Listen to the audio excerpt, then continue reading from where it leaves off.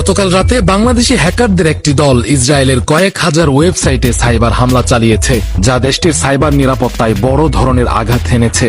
Bangladesh cyber defence নামের একটি Facebook page থেকে এই হামলার দায় স্বীকার করে জানানো হয়, তাদের এই আক্রমণে ইসরায়েলের কয়েক মিলিয়ন ডলার ক্ষতি হয়েছে। তারা আরও ঘোষণা দিয়েছে যে এই সাইবার হামলা চলমান থাকবে। এই সাইবার হামলার পেছনে মূল কারণ হিসেবে উল্লেখ করা হয়েছে ইসরায়েলের সাম্প্রতিক গাজা উপত্যকায় বিমান হামলা।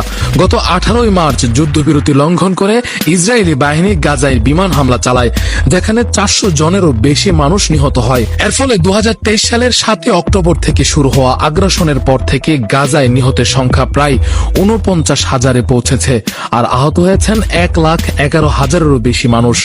বাংলাদেশ সাইবার ডিফেন্স নামের এই বেসরকারি সংস্থা ইসরায়েলের এই অগ্রাসনের প্রতিবাদ স্বরূপ সাইবার হামলা চালাচ্ছে। আজ সকালে তাদের চলমান আক্রমণে ইসরায়েলের একটি গুরুত্বপূর্ণ মন্ত্রণালয়ের ওয়েবসাইট ডাউন করতে সক্ষম হয়েছেন বলে দাবি করেছেন তারা।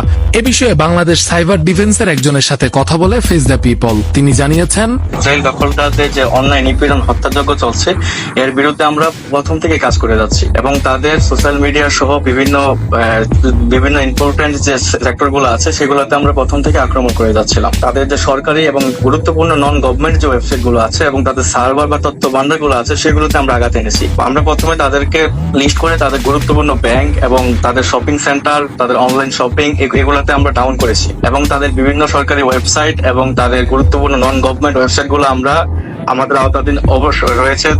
5 থেকে 10টার মতো ওয়েবসাইট আমাদের আওতাধীন অবশ্যই রয়েছে। এখন অর্থনৈতিক পরিমাণটা আনুমানিক ধরে নিয়েছি প্রায় মিলিয়নের মতোই হবে। তাদের ইউনিয়ন ব্যাংক সহ আরো কয়েকটি ব্যাংকের সার্ভার আমরা ডাউন করে রেখেছি।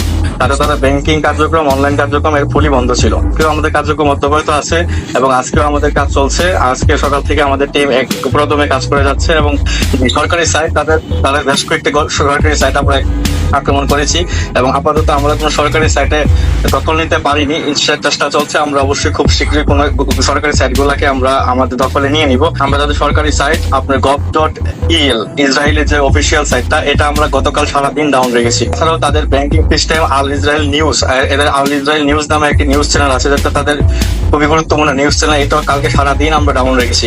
আমরা বাংলাদেশ সাইবার ডিফেন্স সহ বাংলাদেশের আরো যে সাইবার এক্সপার্টরা আছে সবাই কাজ করছে, পুরোদমে আমরা কাজ করে যাচ্ছি। আমরা ফিলিস্তিনের পক্ষে আছি এবং আমরা তো সরাসরি যেহেতু আমরা ওইখানে তো যাওয়া পসিবল না, আমরা আমাদের যার অবস্থান থেকে আমরা ফিলিস্তিনের পাশে থেকে আমরা লড়াই করে যাবো ইনশাল্লাহ। বিশ্বের বিভিন্ন দেশ ইসরায়েলের আগ্রাসনের বিরুদ্ধে নানাভাবে প্রতিবাদ জানাচ্ছে। অনেক দেশেই ইসরায়েলি পণ্য বয়কটের ডাক দেওয়া হয়েছে।